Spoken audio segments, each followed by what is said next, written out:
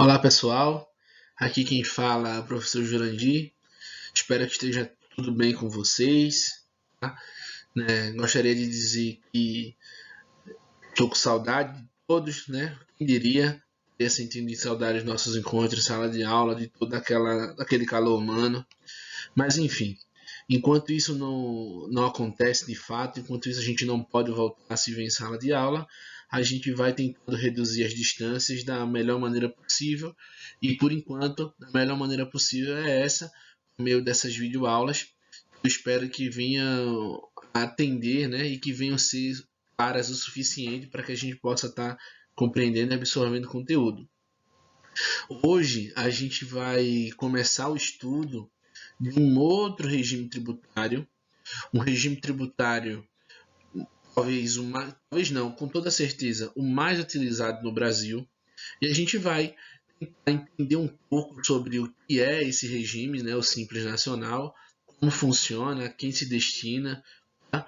E eu espero que vocês possam entender e, sobretudo, compreender a importância dessa temática em meio a toda essa loucura aí que a gente está vivenciando.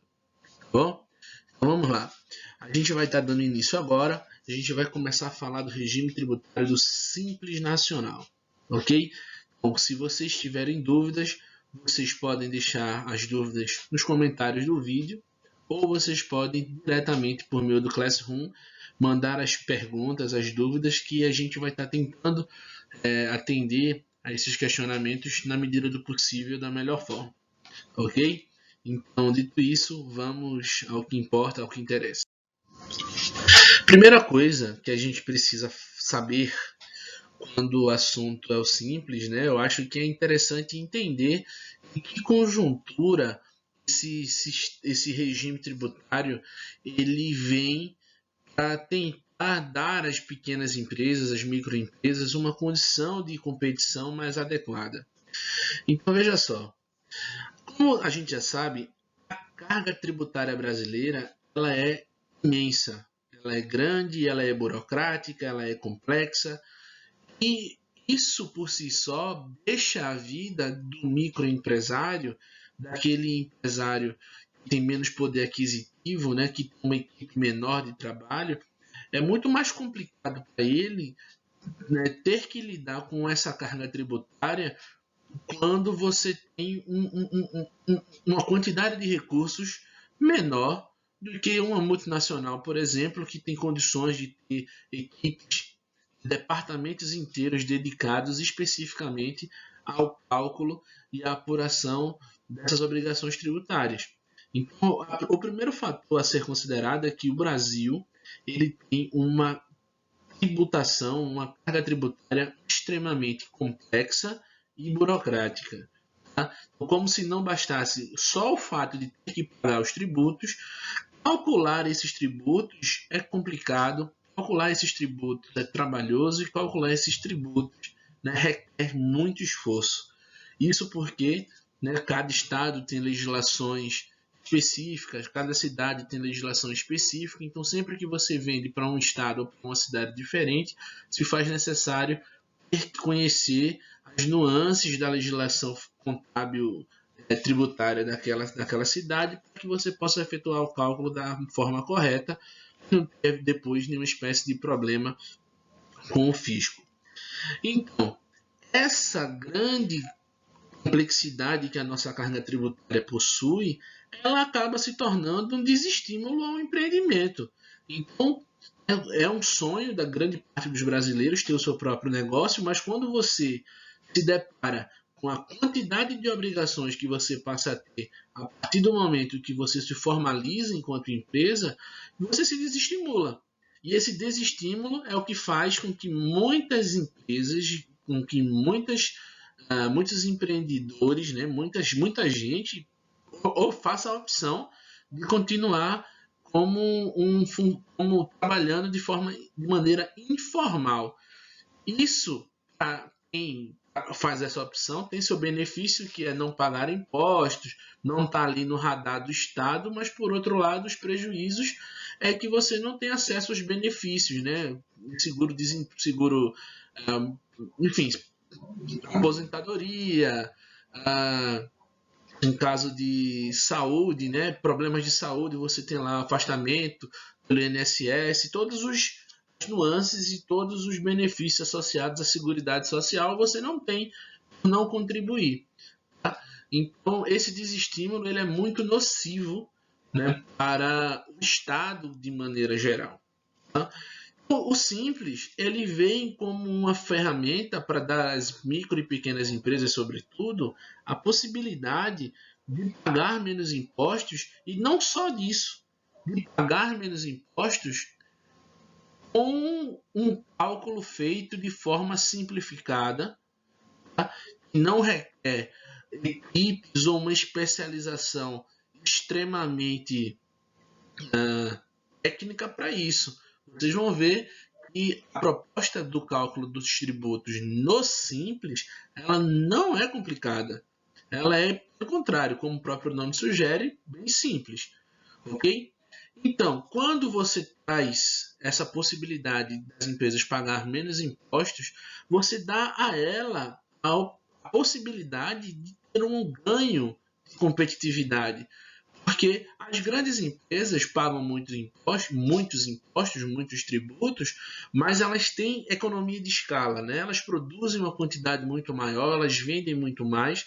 Então, esse gasto que os tributos representam são diluídos em uma quantidade muito maior de produtos do que das micro e pequenas empresas. Então, aqui o Simples possibilita que eu consiga competir aí uma certa paridade com esses grandes empresários.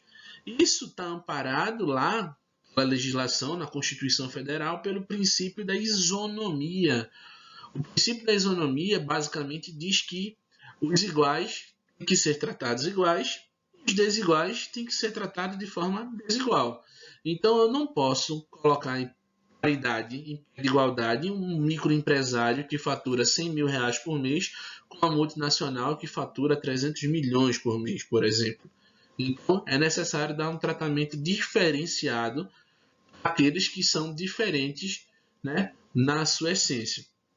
Então, para garantir que isso fosse possível, a Constituição Federal do Brasil, a de 88, ela em seu artigo 146 e em seu artigo 170, como vocês podem ver, ela diz que é necessário, né, em outras palavras, é necessário que os micro e pequenos empresários eles tenham um tratamento diferenciado e favorecido pela legislação. Então a legislação tem que tratar esses empresários de forma diferente e favorecê-los. Esse texto é da nossa Constituição, que é do ano de 1988, o que dá atualmente 31 anos, aproximadamente 32 anos, de escrito. Somente em 2006, por meio da Lei Complementar 123, e foi criada a legislação específica para o Simples Nacional. Nessa legislação, né, que posteriormente foi modificada pela Lei 155 de 2016, como a gente pode perceber aqui, posteriormente ela foi modificada por essa lei aqui.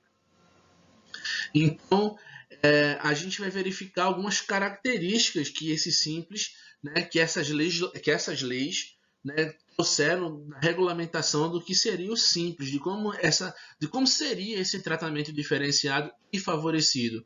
Beleza, eu tenho que tratar de forma diferente, mas diferente como? Diferente de que forma? De que maneira? Então vejam só, primeira coisa é o seguinte, o Simples ele é exclusivo para micro e pequenas empresas. Então, uma empresa que fatura 50 milhões, ou que faturou 50 milhões no ano anterior, ela não pode fazer a opção no ano seguinte pelo Simples Nacional. Ela vai ser obrigada a pagar pelo regime de lucro presumido, né, que prevê que até 78 milhões de faturamento no ano calendário anterior. Mas veja só, ele é exclusivo para micro e pequenas empresas, mas isso não significa dizer que o Simples ele é obrigatório. Eu posso, enquanto microempreendedor ou enquanto microempresário, eu posso não optar pelo Simples. Ele é facultativo, né, para esse grupo de empresas, porém, ele não é obrigatório, que fique claro. Assim como os outros regimes tributários, o Simples ele é irretratável para todo o ano calendário. O que é isso? Assim como o lucro presumido que a gente viu, a empresa ela faz a opção pelo regime no mês de janeiro, né, de cada ano. Então, uma vez escolhido o Simples como regime tributário para o ano corrente, não é possível fazer a retratação, não é possível depois, ao longo do ano, querer modificar para outro regime tributário. Tá? Então, é importante, antes de fazer a escolha, fazer os cálculos para saber qual regime tributário de fato é o mais interessante para cada negócio, para cada empresa. Uma coisa interessante também, que não está no slide, mas eu quero comentar, é que como a gente viu lá, por exemplo, no lucro presumido, vimos que o pagamento de tributos no lucro presumido se dá de forma trimestral ou de forma anual. No Simples, a sistemática de pagamento é diferente, ela é mensal. Então vejam só, no Simples Nacional, as empresas elas precisam fazer o cálculo e a arrecadação até o 20º dia do mês subsequente ao período de apuração. Em outras palavras, a empresa ela vai pagar o imposto de janeiro até o 20º dia de fevereiro, o imposto de fevereiro até o 20º dia de março, o imposto de março até o 20º dia de abril e assim sucessivamente, ok? Então, mas é pago de forma mensal. O Simples, ele abrange todos os tributos incidentes sobre as operações de compra e venda e sobre a renda, né? Então, os impostos, né, sobre o patrimônio, como IPTU, IPVA, essas coisas, o Simples ele não vai englobar. Porém, imposto de renda, contribuição social, sobre o lucro líquido, PASEP, COFINS, IPI, ICMS, ISS, todos eles estão inclusos em um único documento, são calculados de forma unificada, pagos de forma unificada, e aí fica a cargo do fisco fazer a repartição desses impostos para os entes federativos, né? Por exemplo, quanto é que vai para o município, quanto é que vai para o estado, para a União, isso daí fica a cargo do órgão fiscalizador. Esse recolhimento, diferente dos outros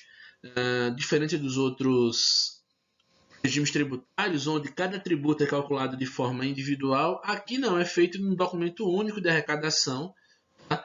Sem maiores problemas. É bem interessante aí, a gente vai verificar, porque isso ajuda muito a vida do microempresário, que não precisa gastar tanto tempo para poder arcar com essas obrigações tributárias, podendo ficar mais focado ali no seu negócio, em oferir receita, criar estratégias e coisas do tipo. Então, vamos lá, vamos prosseguir. Então, o Simples, conforme eu disse, ele é exclusivo para micro e pequenas empresas. Engloba também o microempreendedor individual. Mas vamos, a nível de definição, saber o que é uma microempresa. Se você fizer uma busca na internet, você vai ver que existe vai haver sites que classificam as empresas em relação à quantidade de funcionários. Mas para fins de tributação, o que importa é faturamento. Então, para fins de tributação, uma microempresa é toda empresa que fature no ano até R$360 mil. Tá? Faturou até R$360 mil, recebe lá a chancela, alcunha de microempresa.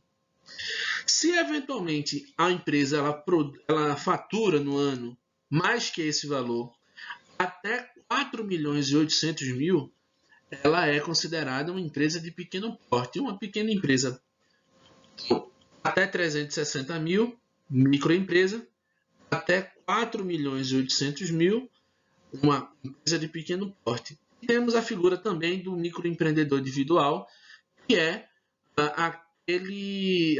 aquela forma de pessoa jurídica, por assim dizer, que tem limite de faturamento anual de até R$81 mil. Esse valor, a princípio, era de 60 mil, mas com a mudança e a atualização da legislação do Simples, esse valor foi modificado para R$81 mil. Então, professor, significa dizer que se caso eu abrir uma empresa em julho de 2020 desse ano, eu quero que seja uma microempresa. Eu optei pelo Simples, é uma microempresa. Então, eu tenho até dezembro para faturar 360 mil. Errado. 360 mil é para as empresas que funcionam os 12 meses. Se eu abrir a empresa em julho, por exemplo, eu vou ter 6 meses de operação. Então, eu vou pegar esses 360 mil, dividir por 12, vai dar 30 mil reais. Então, vou multiplicar por 6, que é o número de meses que o ano ainda tem para poder que minha empresa possa funcionar. Desta forma, mesmo o limite previsto em lei seja de 360 mil, lembrando que para um ano todo, 12 meses, se eu abrir uma empresa em julho, o meu limite nesse ano vai ser só de 180 mil reais de faturamento. Se eu ultrapassar esse limite, eu saio do campo de microempresa e vou passar a ser tributado aqui como uma empresa de pequeno porte, tá? Podendo eventualmente ter que pagar multa e coisas do gênero. É importante tomar cuidado com isso. Sobre o microempreendedor individual, a gente vai ter futuramente uma aula mais específica para abordar as questões sobre isso. Mas espero que tenha ficado claro. Por hora, não esquece desses limites. 360 mil para o microempresário, 4 milhões e 800 mil para a empresa de pequeno porte. Então, aqui para a gente entender um pouco a importância das microempresas, né, para a economia de modo geral, vamos dar uma olhada em alguns números sobre isso. Esses dados foram retirados do Sebrae, a fonte está encoberta aqui embaixo, mas vejam só, segundo o Sebrae, 99% das empresas do Brasil são micro e pequenas empresas. Apenas 1%, né, são empresas grandes e médias. Então, isso já demonstra que esse regime de tributação ele veio beneficiar um número enorme de microempresários. Tá? Não foi para atender uma minoria, talvez, mas uma grande quantidade de empresas que fazem aí parte da nossa economia. Outros dados, para você ter uma ideia, as microempresas elas participam de 27% do nosso PIB. 27% de tudo que é produzido no nosso país é produzido por micro e pequenas empresas. Elas são responsáveis por 52% dos empregos formais no Brasil e são responsáveis por pagar 40% dos salários do país. Então, assim, dar a essas empresas uma forma de tributação mais confortável é dar ao país um benefício, né, considerável. Seguindo aqui, temos uma outra informação interessante para analisar, que é, no Brasil, a gente vai analisar aqui esse gráfico, né, também do Sebrae, em parceria aqui com o Ministério da Economia, onde a gente verifica um estudo que foi feito analisando a criação de postos de trabalho nos meses de janeiro a agosto dos anos de 2006 a 2019. Se a gente reparar aqui, em todos os anos, mesmo nos anos em que a criação de postos de trabalho foi negativa, ou seja, não se criou, se fechou, as micro e pequenas empresas foram as empresas que mais contribuíram para a economia, seja abrindo mais postos de trabalho, sejam fechando menos postos de trabalho. Então, são, sem sombra de dúvidas, extremamente importantes para a nossa economia de modo geral. Então, como é que o Simples funciona na prática? O Simples Nacional, ele vem atrelado a ele 5 anexos, né, que vão servir de base para que se saiba como efetuar os cálculos dos tributos para as empresas. E esse cálculo vai depender diretamente do tipo tipo de atividade que essa empresa eventualmente ela execute. Veja só, para o Simples Nacional, a gente vai ter 5 tipos de empresas em relação à sua atividade, e para cada tipo de empresa você vai ter uma tabela específica que vai ser o norteador da forma com a qual os cálculos desses tributos deverão ser efetuados. Então, hoje nessa aula a gente vai estudar, vai analisar mais a fundo o primeiro anexo da legislação, que é o anexo 1, é o que trata das empresas do segmento do comércio. Mas além de comércio, o Simples prevê o segmento de indústria. Existem 3 para o segmento de serviço, para os diferentes tipos de serviço que serão verificados mais adiante.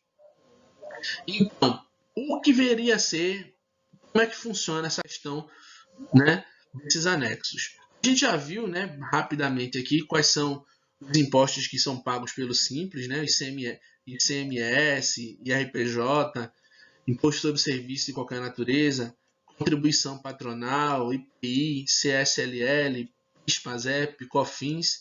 Um detalhe, essa CPP a gente não chegou a ver na sala, mas esse imposto aqui é o equivalente ao INSS, só que do patrão. Tá? É a Contribuição Patronal para a Previdência. Tá? É um imposto calculado aí sobre a folha de pagamento. Mas vamos adiante. Então, esse daqui é o anexo 1. Tá? O anexo 1, focado nas empresas do segmento comercial. Nesse anexo, você vai verificar que as empresas serão divididas, não as empresas em si, mas para fins de tributação, você tem os faturamentos são divididos em faixa. Então, até 180 mil, não por mês, tá? Mas isso aqui refere-se à receita bruta dos últimos 12 meses. É o somatório de tudo que foi faturado nos 12 meses anteriores ao período de apuração. Então, se a minha empresa ela faturou o equivalente a 170 mil reais, e ela tem 170 mil reais aqui de receita bruta nos últimos 12 meses, então ela vai ser tributada de acordo com a primeira faixa. Se a minha empresa tem 1 milhão e 500 mil reais de faturamento no período, nos últimos 12 meses, 1 milhão e 500 está dentro, né, desse intervalo. E esse intervalo encontra-se aqui na quarta faixa. Essas tabelas vão servir a nós de referência. Então eu peço a vocês que copiem, parem o vídeo aí, copiem essa tabela no caderno, ou tirem foto, façam alguma coisa nesse sentido, mas é importante que vocês tenham essa tabela aí à disposição. Essa é a tabela 1 do anexo 1 e aliada a ela existe outra tabela, que é a tabela de repartição do tributo. Com essa tabela eu vou saber do total de imposto que eu vou pagar no DAS, quanto é CPP, quanto é imposto de renda, quanto é IPI, quanto é ICMS e assim por diante. Ok? A gente vai consultar as duas agora, a resolução de um exemplo. Então, preste atenção aqui. Vamos ver como é que se calculam os impostos no Simples. A gente vai usar também essas duas fórmulas de referência, tá? É a fórmula para cálculo da alíquota efetiva, tá? Que é o RBT12. Esse RBT12 é a receita bruta dos últimos 12 meses, vezes a alíquota nominal, que a gente vai encontrar na tabela 1, lá do anexo. O PD, que é a parcela a deduzir, também está na tabela, dividido pelo RBT12, que é a receita bruta dos últimos 12 meses. Uma vez que a gente encontrar essa informação, a gente vai vir aqui no DAS e vai calcular, vai de fato calcular o valor de impostos que a pagar. Esse DAS, né, significa aqui o documento de arrecadação do Simples Nacional. Ok? Então, vamos ver aqui como é que vai ficar esse processo. Primeiro exemplo. Uma empresa do setor de varejo, comércio, optou por pagar seus impostos pelo Simples. Lá, quando ela iniciou, em janeiro, ela escolheu, vou pagar quero esse ano ser tributada pelo Simples. A sua receita bruta nos últimos 12 meses, ou seja, seu RBT12, foi de R$ 1.460.260. Boa! Sabe-se que no mês de maio de 2020, o seu faturamento foi de R$ 242.150. O que é que eu quero que vocês façam? Eu quero saber, antes de mais nada, quanto é de imposto que essa empresa vai ter que pagar sobre esse faturamento aqui. Quanto é de imposto que ela tem que pagar sobre esse faturamento? Vamos verificar? Então, para isso, a primeira coisa é saber. A primeira coisa é identificar qual a faixa que a empresa está enquadrada. E em qual faixa essa empresa está enquadrada. Olhando nossa tabela, você vai verificar aqui o seguinte: se ela teve um faturamento de R$ 1.460.000, esse faturamento ele está incluso nesse intervalo. Sim ou não? Se sim, então a gente vai usar como referência o anexo 4 da tabela para poder saber qual alíquota nominal usar, qual parcela a deduzir que a gente vai usar também.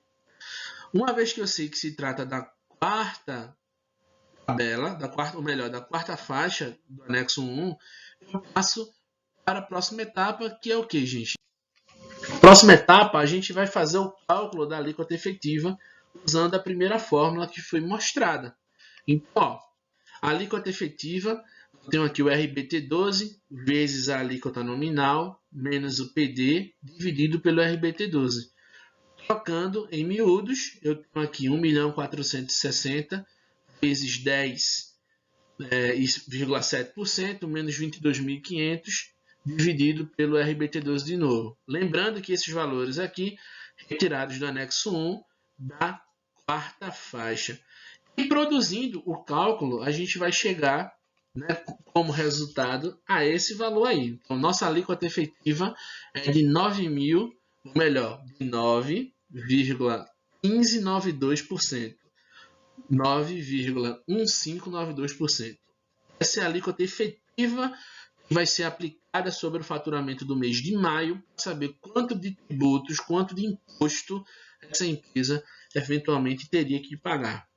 Então, o terceiro passo, que é que a gente vai fazer, vai calcular o total de imposto. Eu sei qual é o percentual, agora eu vou saber qual é o valor absoluto.